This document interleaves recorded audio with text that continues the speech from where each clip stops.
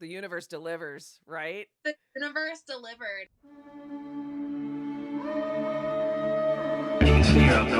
Welcome back, fellow rogues. Today we are speaking with Cassie O'Hanlon, a former coworker of mine at Sweetwater, who left that gig and built her entire business from the ground up. She has done so many great things and built such a beautiful community of fluties, as she calls them online.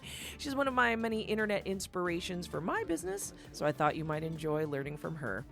With no further ado, here's Cassie. You've come a long way to get here, yeah? Yeah, for sure. I have definitely, it's been a long road, but a rewarding one, Nice. for sure. How long has it taken you to build to where you are? Like, how big is your business and how long did it take you to get there? So it's been a little over 3 years. Mm-hmm. And I now have a full studio. So full to me, which is about 25 students. Wow. And then I teach some group classes as well as running a mental health adult orchestra. And so that's full to me. But it's taken about 3 years to get here. Probably would have been quicker, but I did move across the country. Right. These things, they get in the way. And I didn't know about the orchestra part too. Like, tell me about that. Yeah, so I run it's called the Terrible Orchestra. There is one in Indiana. There is one in Indiana, I remember. Yeah, okay. So it is based on Deb's concept. I played in the Terrible Orchestra there for a couple of seasons, and I just loved it. I thought that, having a space for adults to give permission for adults to be terrible was just so awesome and rewarding and fun. So, I'm so sorry. That's fine. Bless his soul. Anyway, so I loved the concept. I thought that it was so cool to have something that was very safe space for adults who are, jumping back into playing again. Mm-hmm. Or, in this case, I have one violinist who is in her 70s, and she just started a couple of years ago, right? For the first time. And I think that that's so fun. And we have so many incredible community orchestras and bands here that are so good, right? Because this is a larger area. There's a lot of professionals that play in them. Where are you based now? Where exactly? San Diego. So makes total sense. Lots of incredible musicians here that end up filling these community orchestras and community bands, and they sound incredible. And so these other kind of beginners feel incredibly intimidated by that. And there is nothing wrong with the community orchestras and whatnot being amazing, right? I love that. I think there's room for both to exist. Yes. So I want to run the one that we're terrible, and that's okay too. That's so awesome. Yeah.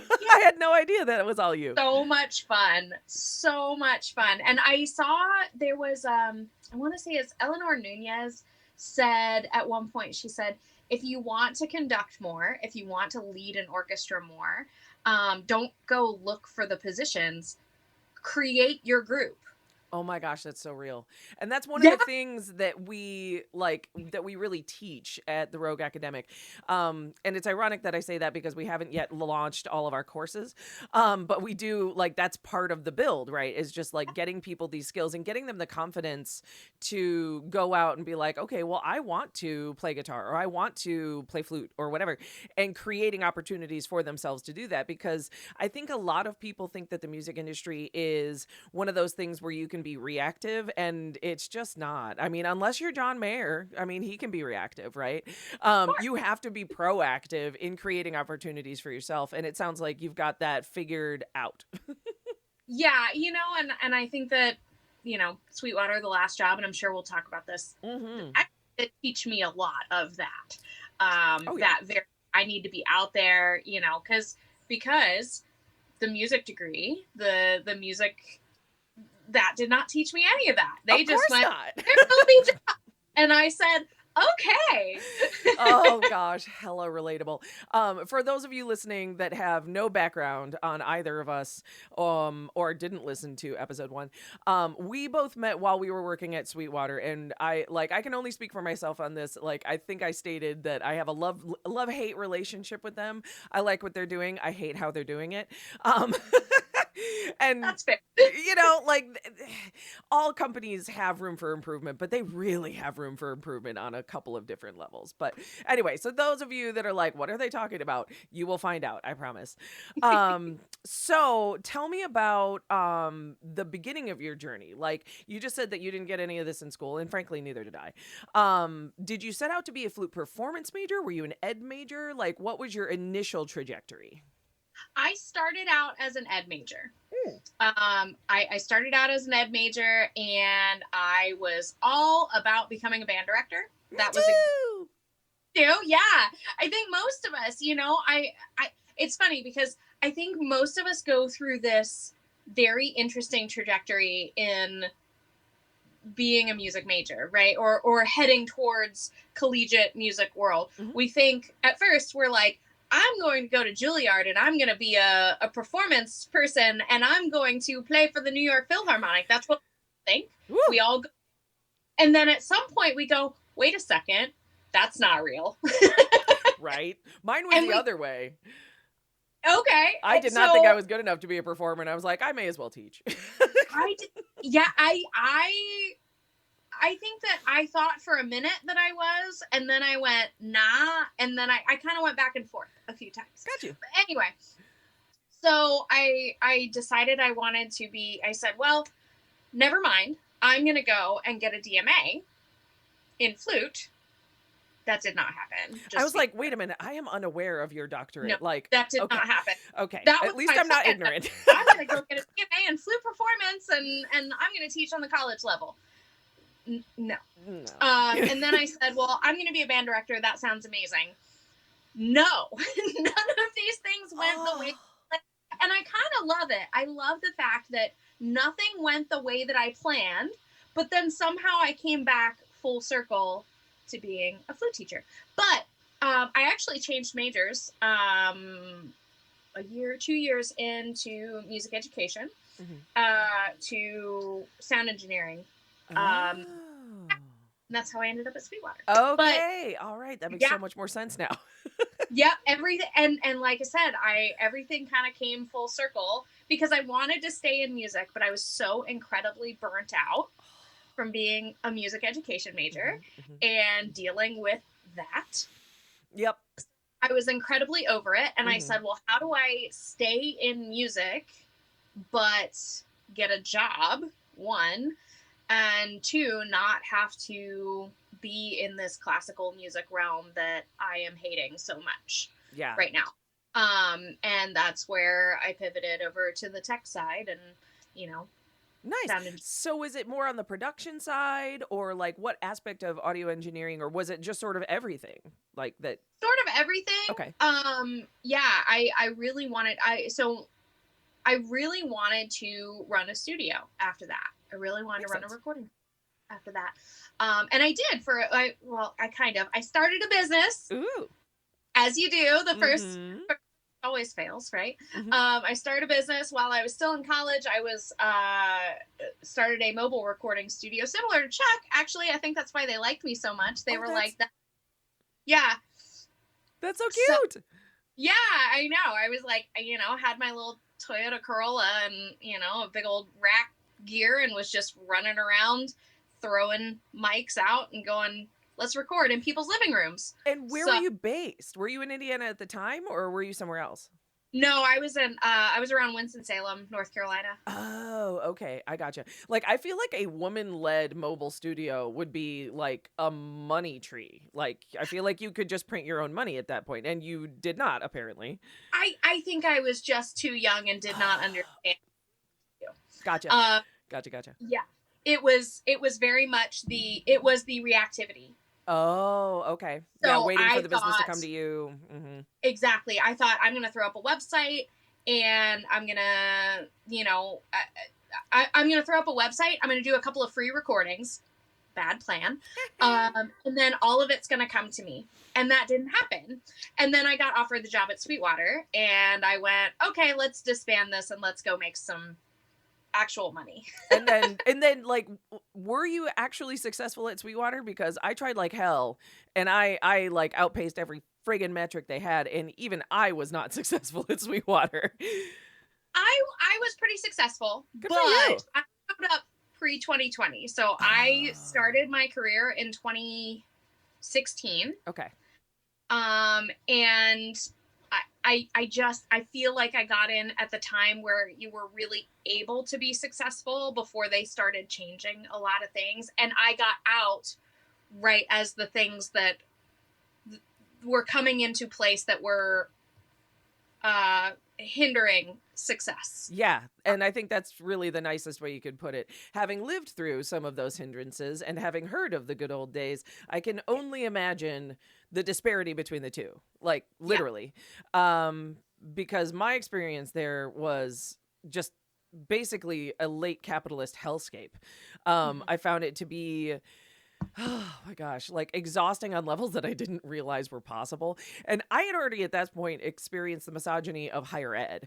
Like I, like you, was totally burnt out. And I was like, you know what? Clearly higher ed does not want me. Despite the fact that I have more degrees than a thermometer, this is not the place for me. So maybe corporate. Let's try corporate. And yeah, it like that crashed and burned so hard. And I mean, I went all in on that gig. I mean, I really did. Like I was in there for the long hours. I was in that building like 14 hours a day. My fiance never saw me, like all of that. What were your experiences in building and being a part of that culture? Like, what was that like for you?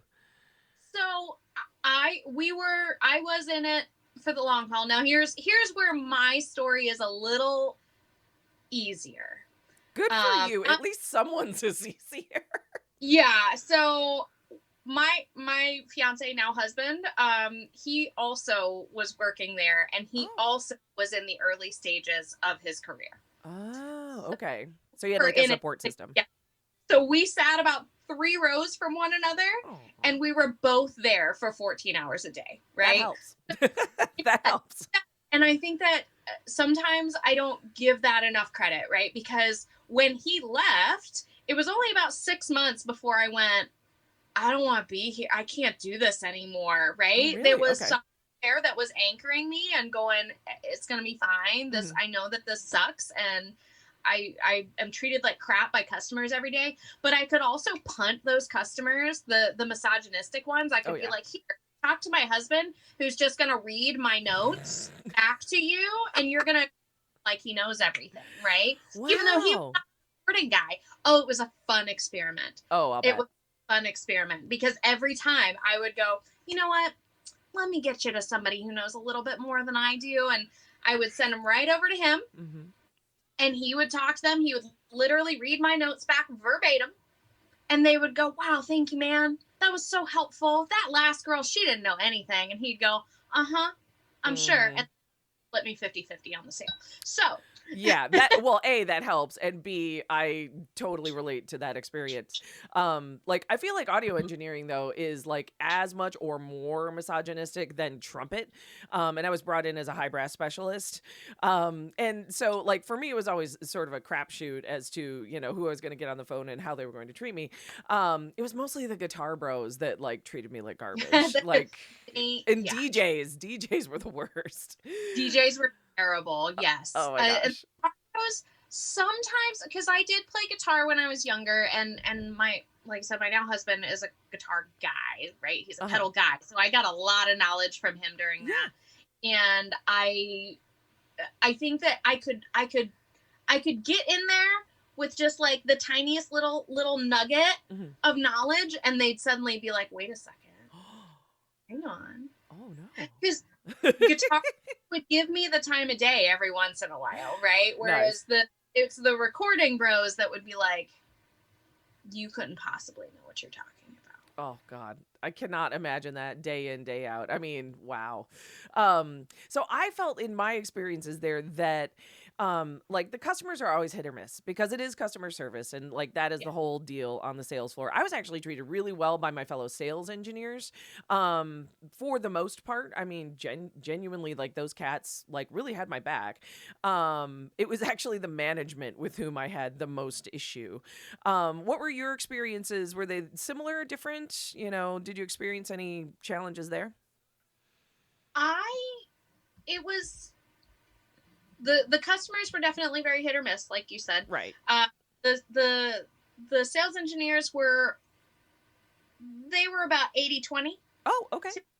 I was also pretty young. When Mm. I started, I was 24, so I was a young woman in tech. So I think that some of them didn't take me as seriously as they could have, but I did get to the point, especially once I became a hood leader and things like that, they started to take me more seriously. Sure. That said, I only dealt with two managers. I would only deal with two managers the entire time that I was there. I had a short list too. I would not go to anybody else. Mm-hmm. There were two managers that I felt like had my back every single time, and the rest of them I wanted nothing to do with. Yep, same. And the one left shortly after I left, so you didn't really get to experience John. Yeah, he was amazing human. But he was my coach the entire time. Oh, that's awesome. Yeah, I didn't change coaches ever, but I definitely experienced some management. I'm going to try to say this kindly, but I don't think I can. Incompetence. Oh, sometimes you just got to call it what it is. Yeah. I definitely experienced some moments where I looked at my email and I went, "Are you? Is that a joke? That's a joke, yeah, right? That's a joke. Nope, it wasn't a joke." And I just typically refuse to deal with those managers. And I would say, yeah, you can see my coach. I don't want to talk to you. I think at the end, I was very meek when I started at Sweetwater. I was very, yes, you tell me what to do. No, I'm so sorry. I was terrified of management. Mm-hmm. By the end, because they told me early on, they were like, you're not as assertive as we would like you to be.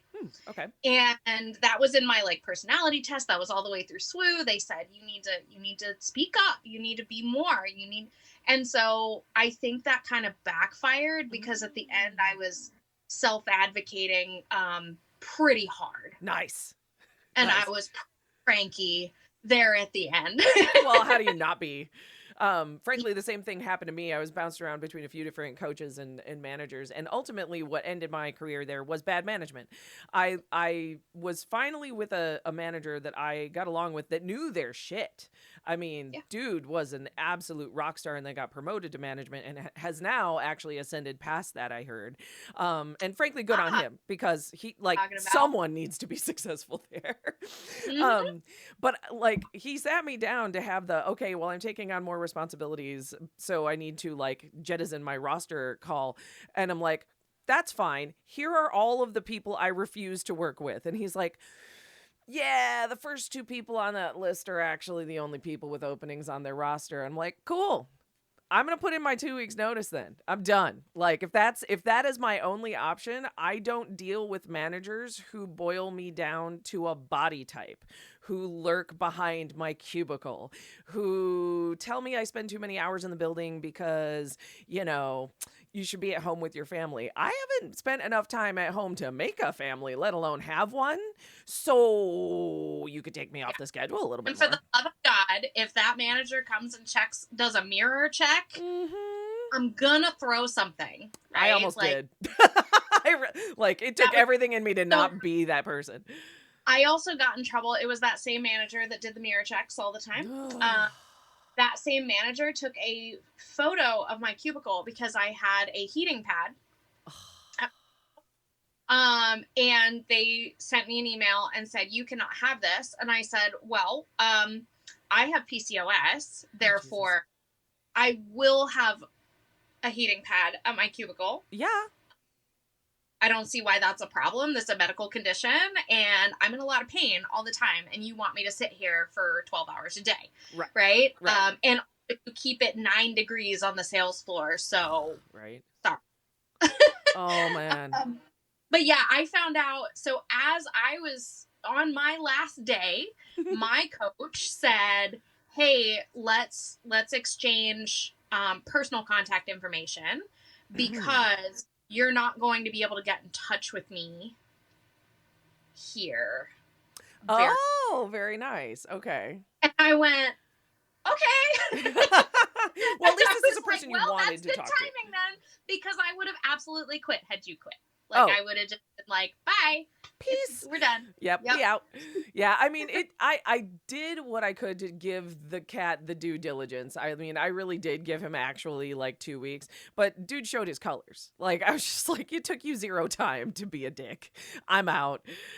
So my next question was going to be, what inspired you to start your business? But I would imagine that leaving a job puts you in a position to go, well, I have to make money. So is that what started the lesson business, or? That is exactly what happened. So I left Sweetwater with no plan. I As had, one does. yeah, Same. I had 7 years worth of 401k and savings, and I went, all right, pressure's on. Yeah.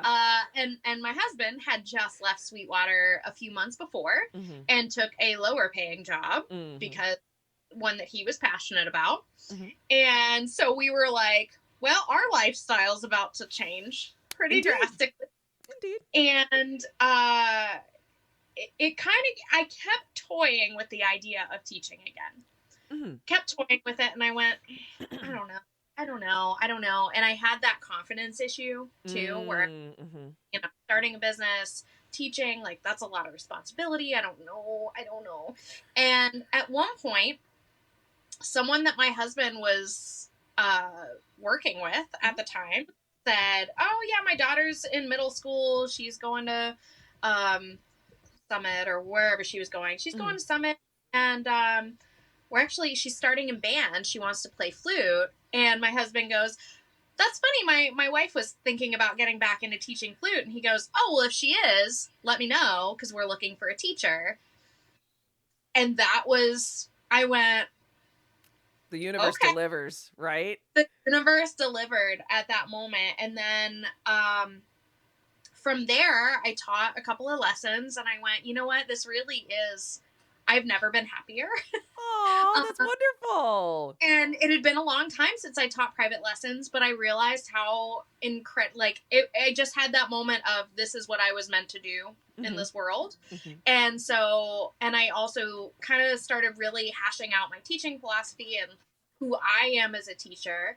And I went, you know what? This is very different than the teachers that I experience. And Mm. I'm curious what flute talk is like. And so I Mhm. got on TikTok, and then I realized that flute talk was, in a way, kind of on the little bit toxic side.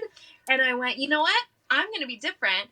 And I came in right about the same time. There were a couple of other flute teachers that showed up about the same time. Uh-huh. And we've all kind of grown together. I love it. Oh, yay. But we're all very, no, we're done with this classical music. Like, we're going to beat up our students Oh my gosh, right.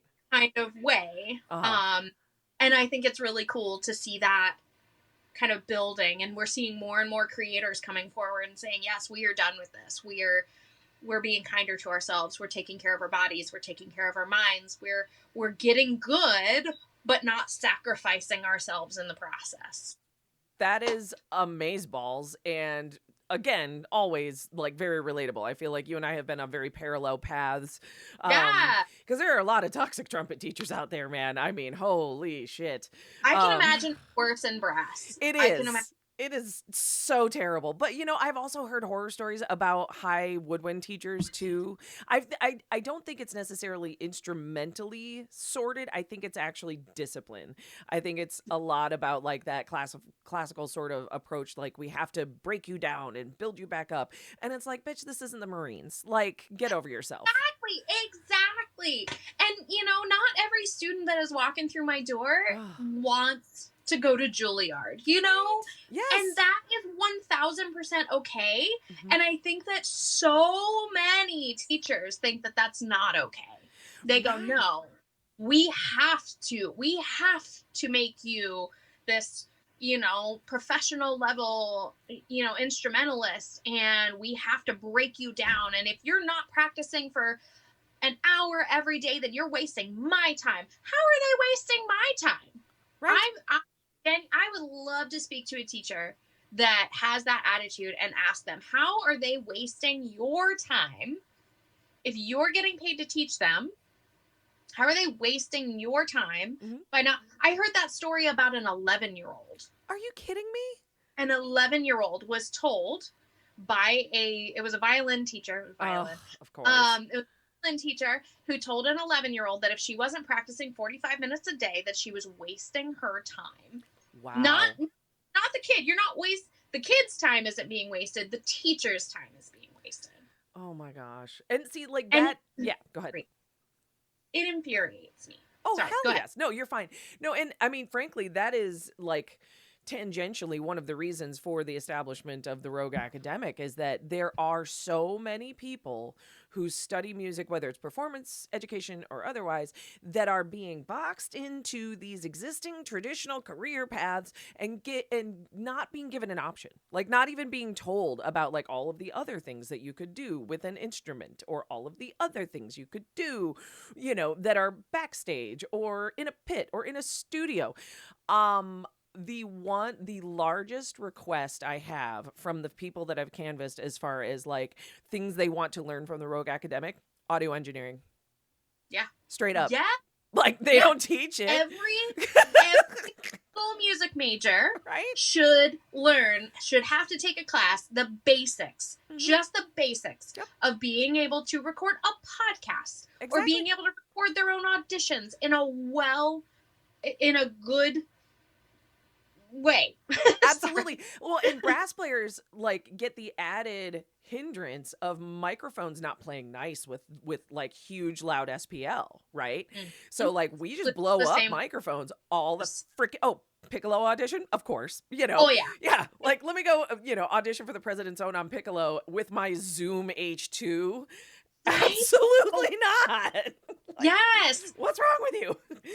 And what's wrong with them is actually not their fault. It's that no one bothered to friggin' teach them the fundamentals about that side of music, right? Capturing sound, putting beautiful sounds out there. Like whether you want to be a professional or not, that's what we do, you know? So it'd be nice to know just a little bit about it. You know, Music Theory 5, you know, where they're just basically telling you, hey, the more theory classes you take, the less it actually is by the book, right? Right. The more it's just random, right?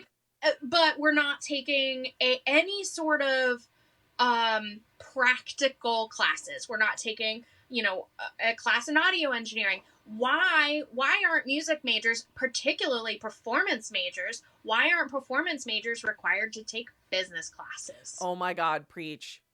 Please get on the soapbox so that it's not just me saying it. Yes. Well, I went later. My last 2 years working at Sweetwater, I went and got an associate's in business. Oh, good. And it was just the most random thing. My mom was worked somewhere that she was part of a union that had the free college program through East Gateway Community College. Doesn't matter, you know. And it pushed on to me, so I was able to go and get that for free, and that is where I learned half of the stuff that has been so valuable to me now, right? Flute is a small portion of what I do, right? And they just don't prepare you in college to go, you're probably gonna have to hustle a lot in this, you know. This is not a, you know, what's a really useful degree? I'm trying to think. At this point, they've all been devalued, but let's just say for shits and giggles, lawyers get paid a lot of money. Yeah, everybody loves lawyers. This is not an attorney. You're not graduating law school and going to walk right into a clerking position, right? You are having to hustle and grind and find your way, right? I got incredibly lucky. And I'm going to say that I got incredibly lucky that when the day I graduated college, Sweetwater went, come work for us. Oh, wow. Okay. And I moved from North Carolina to Indiana the next day and started my job a week later. Wow. That is lucky. I'm incredibly lucky, but that is not what most musicians face Well, at this that's point. not even what a working person in this day and age faces. Like, Yeah. my fiance has a friend who works more on the corporate side of things. I think she's a copy and tech writer, and she has been banging her head against a wall in all of these like job interviews because it's 15 rounds of interviews and the first 5 are Oh, AI. Like, if oh, you even get to a person, then you might actually get a fair shake in an interview, only to find out 10 rounds later. I think her most recent interview was actually like 8 rounds, but only to find out in the 8th round that they hired from within and they just needed you as a litmus test. So, all the more oh. reason to start your own business and be your own boss and fuck the system. One of my favorites, I did an interview for it's an online education company that teaches women how Ooh. to record their own music. And I thought that was really cool. I'm not going to name it because I'm going to trash a little bit. So Okay. I went through several rounds of interviews. They were Uh-huh. looking for somebody who could, do customer service and also help out with social media. Mhm. Those are two things I'm very good at. They That's also like your want whole business. yeah, they also wanted somebody who was very familiar with recording. Oh, that is literally me. Yeah. I said, I don't even want to apply for a job right now, but this came across my feed and I check all the boxes, so I'm going to apply. So I applied. They had me do a whole bunch of rounds of essentially like scenarios Oh, and, Jesus. writing copy and doing all this. And I made it a couple of rounds in. And one of the reasons why I got kicked out is because I had like, it was answer this scenario in less than 100 words. And it said, somebody reaches out to you and says that they want a refund on their class that they purchased. Mhm. What do you do? And I went into a thing about how I would dequalify the customer. Yeah, obvi. Obvious, yeah. So take a wild guess why I got kicked out of that. You were too wordy, I'll bet. You went over the word threshold? No? No. Oh, it's worse. Really? I didn't specify that I would check to make sure the customer was actually a customer. Are you freaking kidding me? So they're just guarding against random chargebacks? You can't charge back if you haven't purchased anything. Yeah. For any of you scammy McScammersons out there, that's not how this works.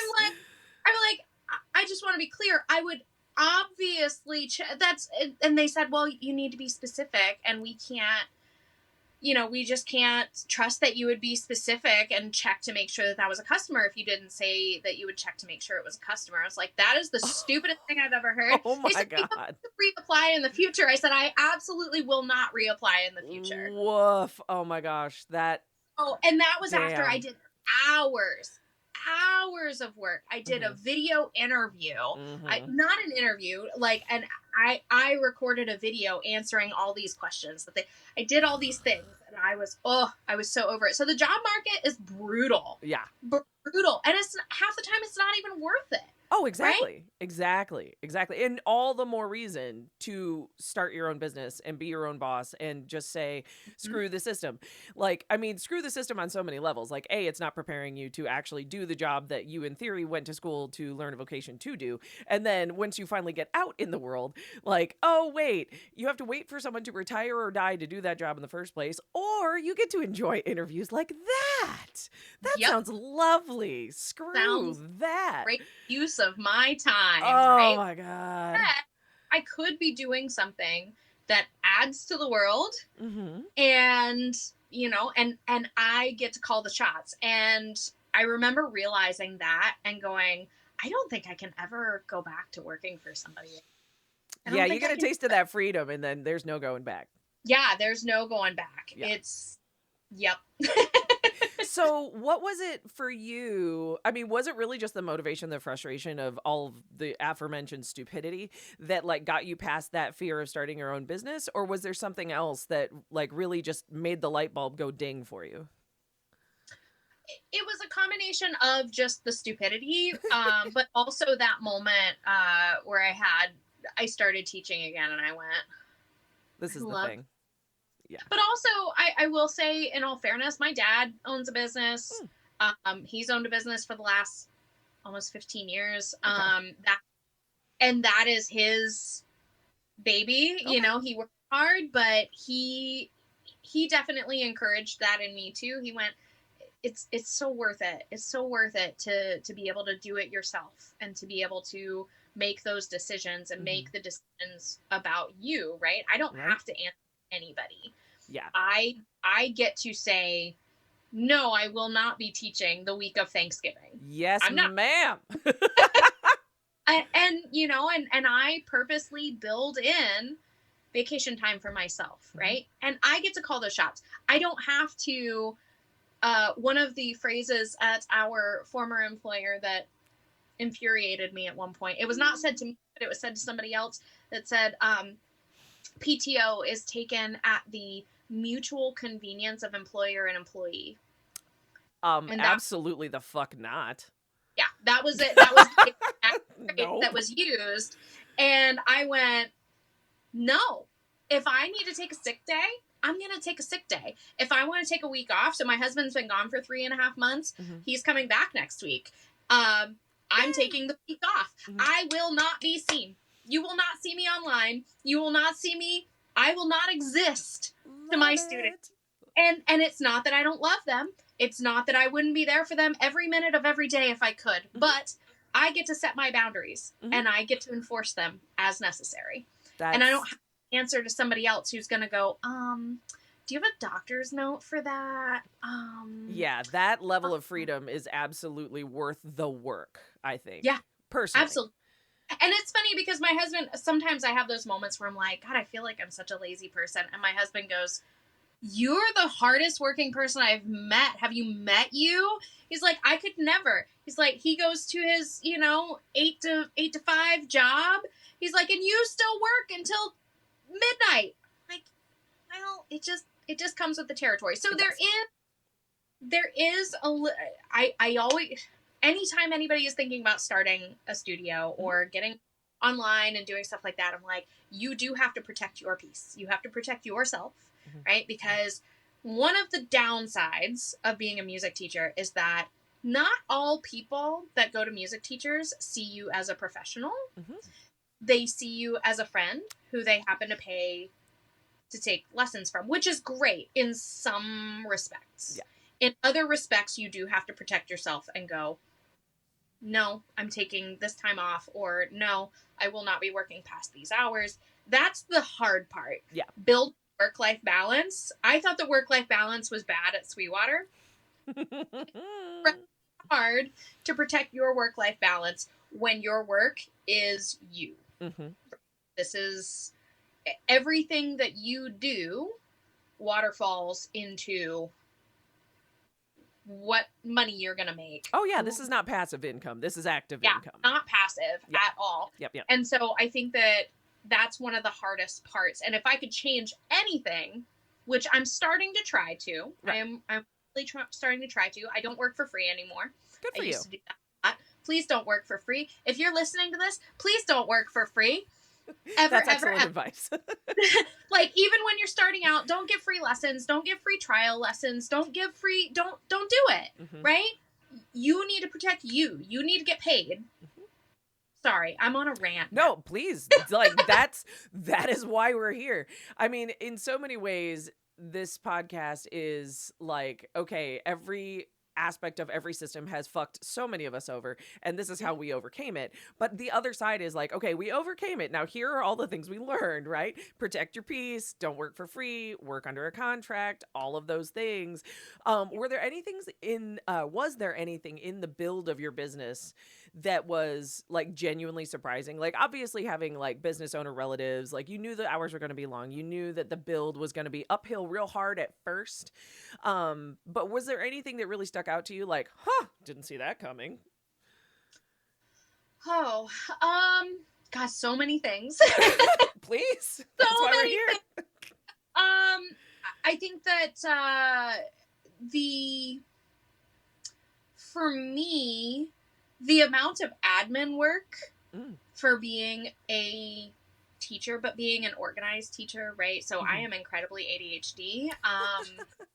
Just, and and also late diagnosed ADHD, so I'm still figuring this out. Word. But keeping a hold of all of that has been hard. The other thing is the idea, and I 100% agree with this idea, that investing in someone to help your business is crucial. When did you get to that point? I feel like a lot of people are hearing that and going, oh my God, I could never because I'm not making enough money. And it's always that reason, right? Personally, I feel like you can't afford not to. I was not making enough money to hire somebody on. So how did you navigate that? How'd that work? I just went, you know what? I'm overwhelmed and I need to find a way to make more money. Mm-hmm. And I'm spending too much time doing this stuff. And this stuff does not directly make me money, right? This stuff is the indirect make me money stuff. So what is that admin stuff?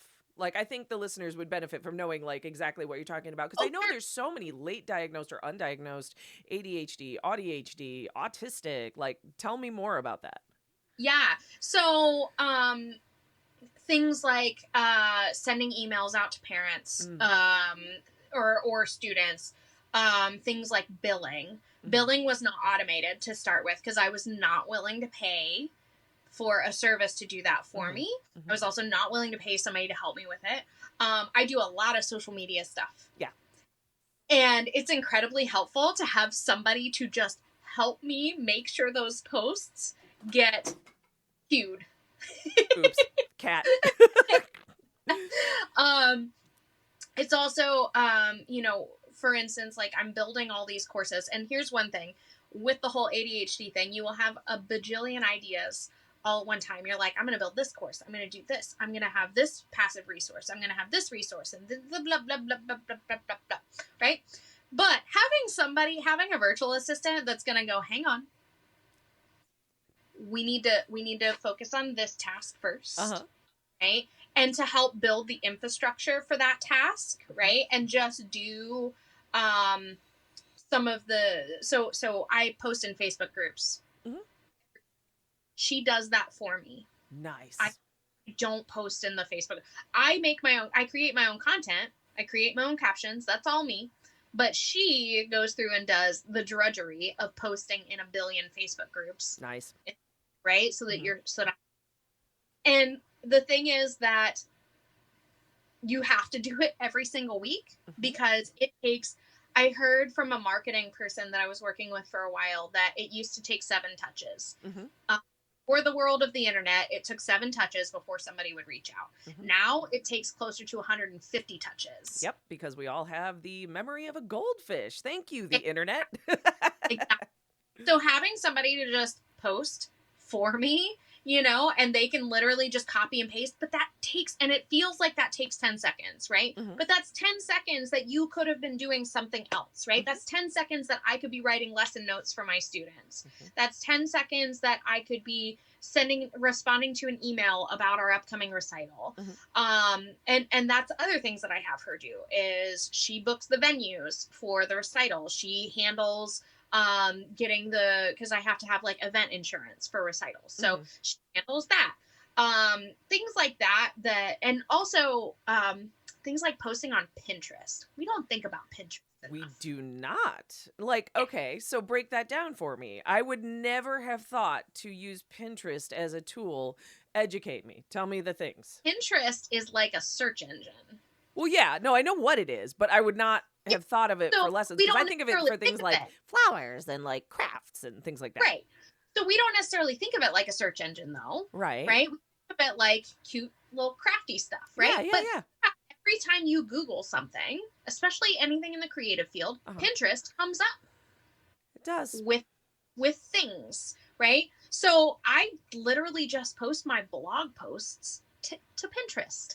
So then it shows to flute players, people who pin things that are flute related, flute accessories. Those blog posts show up for them. Anybody listening to this show right now, you better rewind like 30 seconds and listen to all of that again, because I am definitely going to do that. Holy shit, that's genius. Yeah, I never would have thought about it. But yeah, so every time I post a blog, I have her make 6 different graphics and texts and put it in Pinterest, and the same blog post with 6 different names for SEO purposes. Of course. Now, because Pinterest content, okay, so Instagram content lives for about what, 8 hours, Oh my something like God. that. If you're lucky. Pinterest content lives for roughly 30 days. No kidding. Yeah. That is an untapped resource. Good. It's a good funnel to get people to your website, right? So if you write blogs, that is the way, right? And again, you can make a ton of different blog post names, right, for the same blog, right? It's because it might pique people's interest in different ways. So it's a way to experiment with that audience and also see what your audience responds to, right? We don't necessarily have visibility into those metrics as much on our website or on Google as we do on Pinterest. We can go, oh, that title right there, that catchy thing, that stupid, annoying title, got more clicks, right? The stupid clickbait title, which I hate it, but it works, right? The internet has a mind like a goldfish, so, you know. Right, exactly. Exactly. So much of my content ends up being just like, you know, clickbaity kind of, you know, hot take, whatever. I try not to be too cringy about it. I really work hard not to be that cringy, but I know that there's some cringy stuff that I've had to post, right? It is what it is. I mean, like, I hate to use Taylor Swift as an example because, like, her whole thing has been so vomititious to me for so long. But she said she got caught saying something recently that everyone was like appalled by, but it was nonetheless true. She's like, look, if the name of my album is in your mouth in a negative way, if you're bashing me right now, or if you are praising me right now, you're helping. So it does not matter if it's clickbaity or not. If it's getting the clicks and it's getting the attention, that's what matters. You know, she's absolutely right. And I would absolutely trust Taylor Swift to know marketing because that's pretty much what she's good at. There's one person on this planet that knows how to market herself well.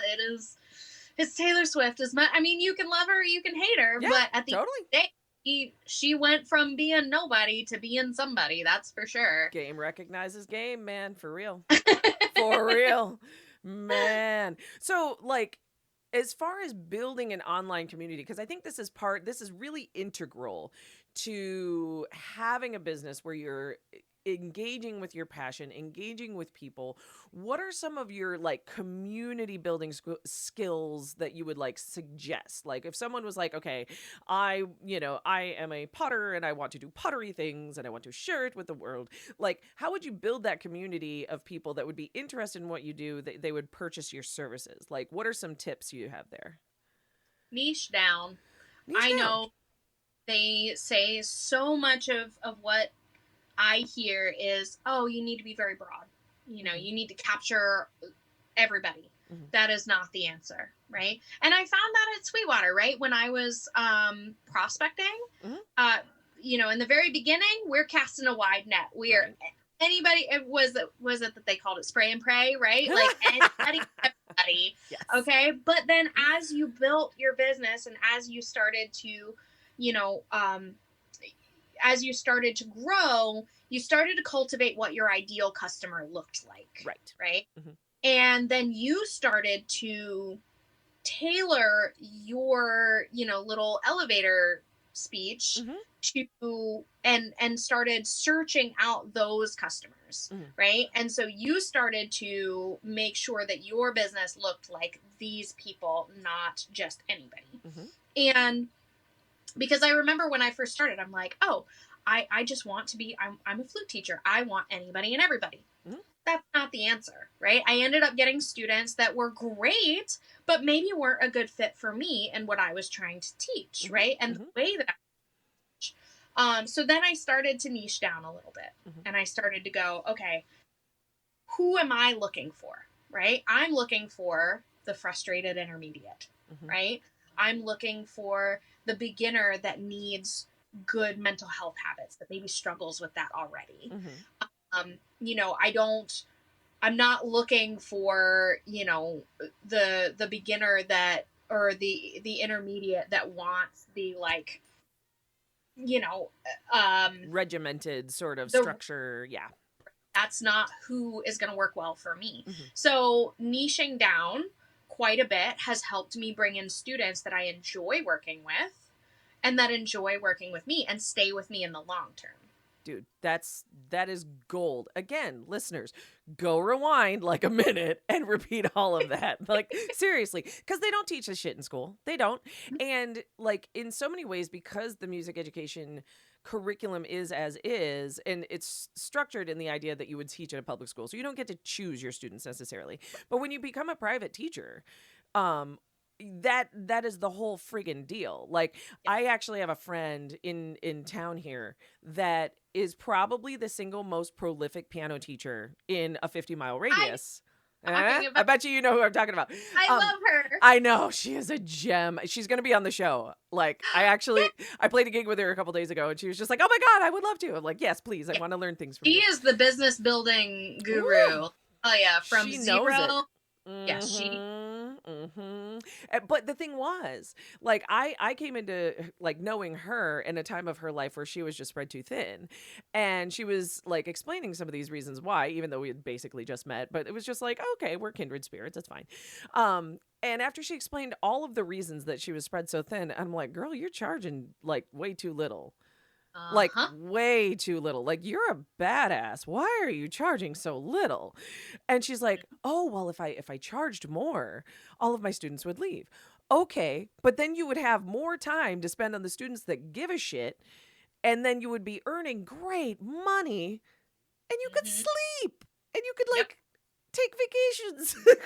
You know, and like, it's not hard, but people are afraid of that. Yeah, I will be the first to admit I started raising my prices. I did not raise my prices when I moved to California. Oh, girl. Oh, yeah. Oh, I know. Rookie mistake. I did not raise my prices when I moved to California. It wasn't until about a year ago that I went, enough is enough. I cannot do this. Because the other thing about raising your prices is that when you have lower prices, particularly in the music education sphere, you are often viewed as a bargain. You are. Or often viewed as less valuable, which is not true, right? Once I started raising my prices, I started getting a wait list.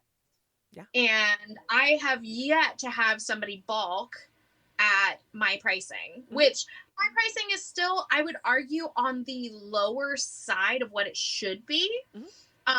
However, I do live, the community that I'm trying to build music in is, I'm right on the Mexican border, right? Okay. It is not music. They do not value music education, and that's fine, but we're trying to.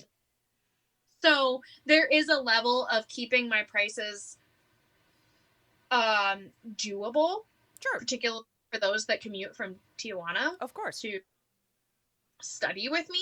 Trying to keep the prices doable. However, I have yet to have anybody go, oh, that's too much. Same. Right?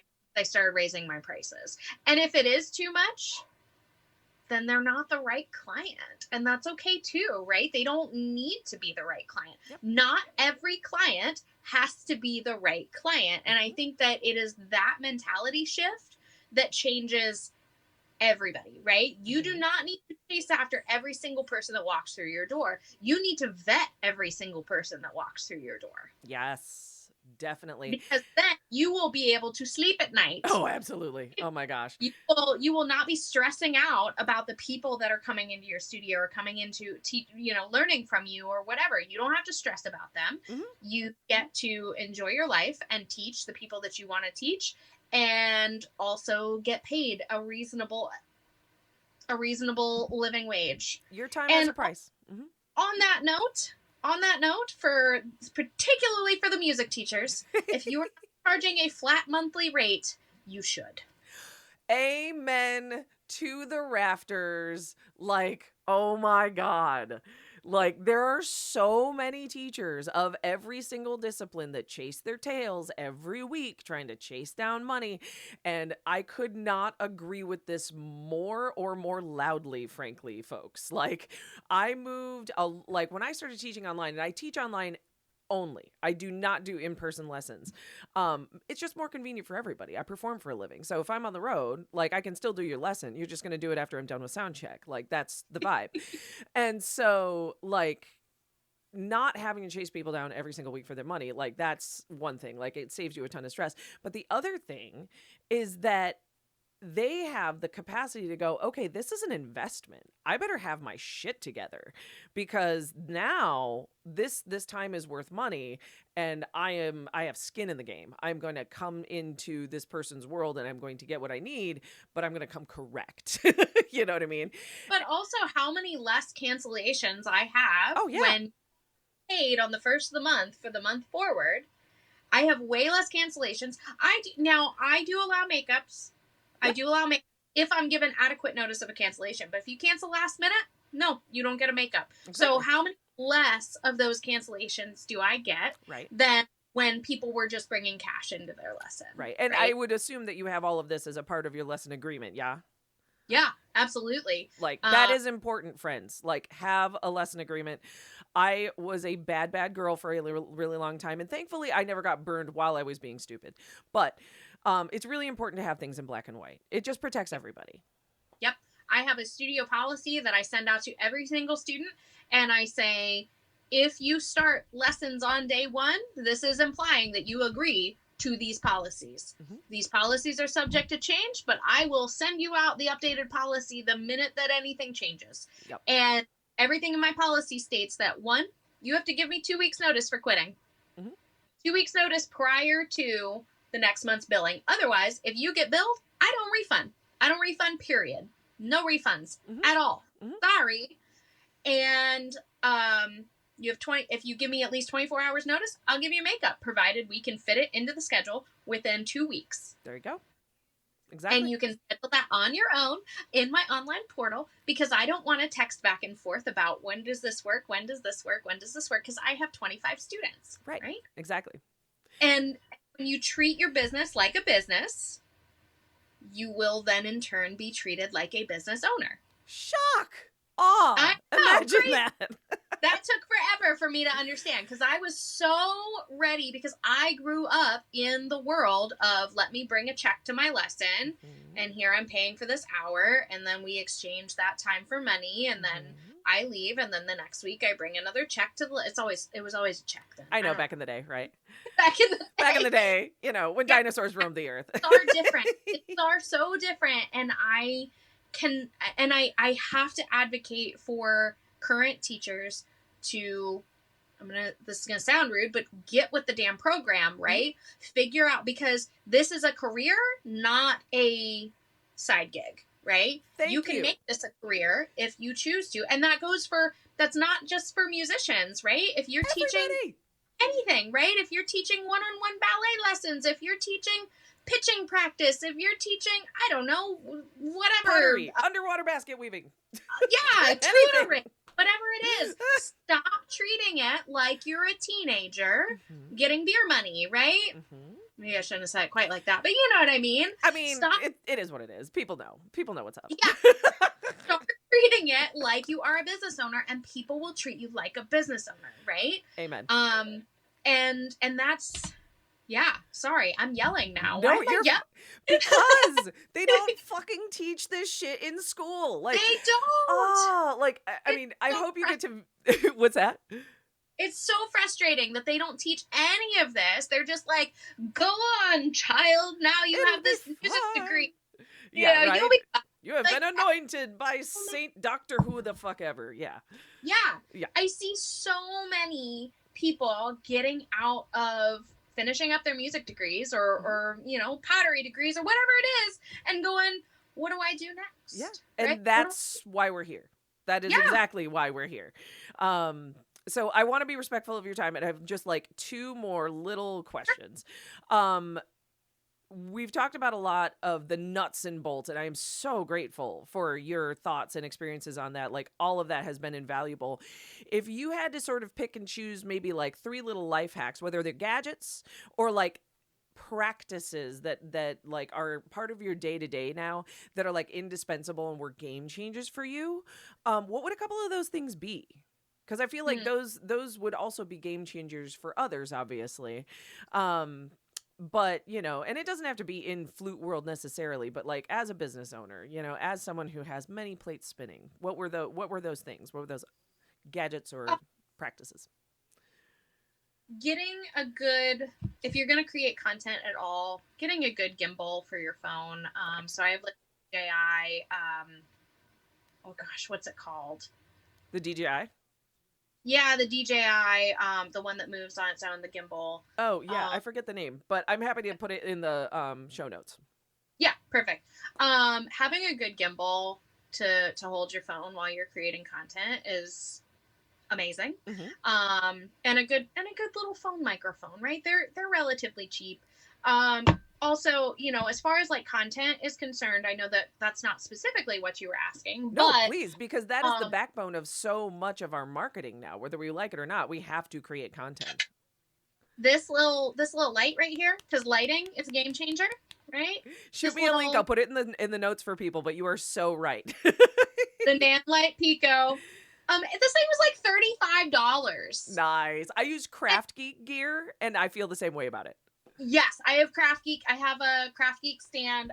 They sent me one, which I was like, Bless their souls. yeah, I know. Oh my I god, felt I love the Kraftgeek people. I met them at influencer. Midwest. They're really nice. Yeah, they are so great. But yeah, I haven't used any of their phone stands yet. I would like to though, like their tripod. I would like to do that. But this little Nan Light Pico, this is battery powered and it also changes colors and it's great. It's great. And it's bright and it's tiny and it's like $35. So 10 out of 10, do Easy. that. Yeah. Um, the other thing, Social Bee is a really good program. Excellent.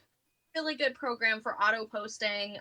You literally just put all your content into little folders and buckets, Hmm. and you tell what kind of content you want it to post on any given day at any given time, and it just automatically posts for you.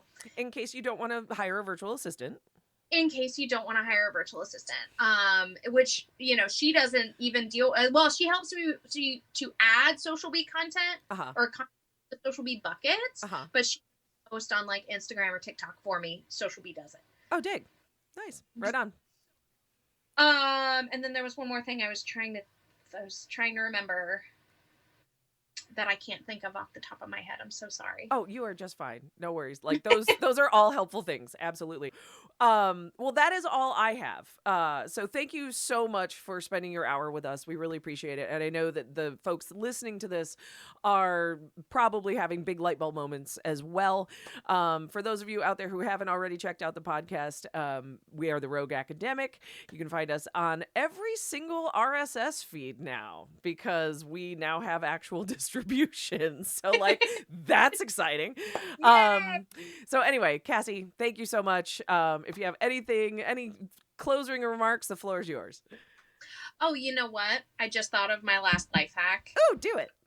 If you're building a business, we talked about being passive, reactive versus not.